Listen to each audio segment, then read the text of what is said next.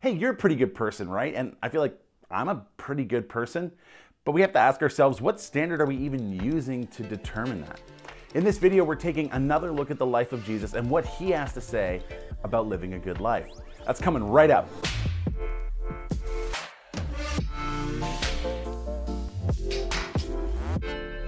The Bible records this story where a rich young ruler comes to Jesus and he falls on his knees and he says, "Good teacher, what must I do to inherit eternal life?"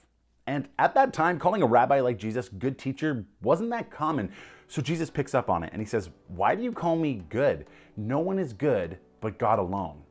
Jesus isn't trying to change the subject or dodge the question. He's being a responsible philosopher and doing what every great teacher does. He's challenging the assumptions of the learner.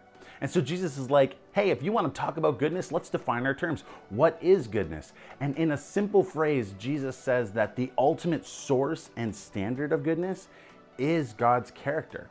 So if you want to be good, one of the things you have to do is obey God's commands. So Jesus lists a few. This is where the rich young ruler is like, yes, because he feels like he has been crushing those commandments since he was a kid. And this might be my favorite part of the story because I see myself in it. The rich young ruler wants to know so badly what is the test for being a good person, and we give ourselves those kinds of tests all the time. If you're anything like me, the test looks like looking at those around you and thinking, well, I'm better than they are, and then convincing yourself that the bad things you've done in your life aren't really that bad. Essentially, focus on the good and ignore the bad. And at this point in the story, that's kind of where the rich young ruler is as well. But it's funny how we always seem to pass the tests that we give ourselves. So Jesus looks at the rich young ruler with love and he says, there is one thing you lack. Go and sell everything you have and give it to the poor, and then you'll have treasure in heaven, and come and follow me. And when Jesus says this, it clicks for the rich young ruler. He understands that goodness is comprehensive. It touches every part of your life, and the standard is perfection, the same way God is morally perfect. And he understands, like we all should, that we just don't pass that test. Recently, someone said something to me like, you're a pastor, it's your job to make people feel bad. Which of course is nonsense, and if I wanted to make people feel bad, I wouldn't talk about Jesus because he's so full of love and grace and forgiveness.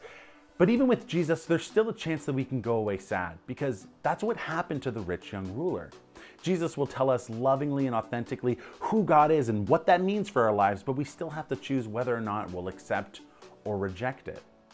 Jesus wasn't trying to condemn this rich young ruler. He knew he wasn't perfect. That's why he invited him into a relationship with him. Because remember, Jesus can forgive sins. It's in him that we find true redemption from our failures.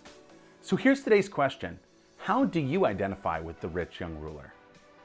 Thanks so much for watching. I hope you're enjoying this playlist, and big news, Truth Snack just broke 400 subscribers. So if you want to help us get to 500, take one of the videos on the channel and share it on social media. It always helps, and I'll see you next week.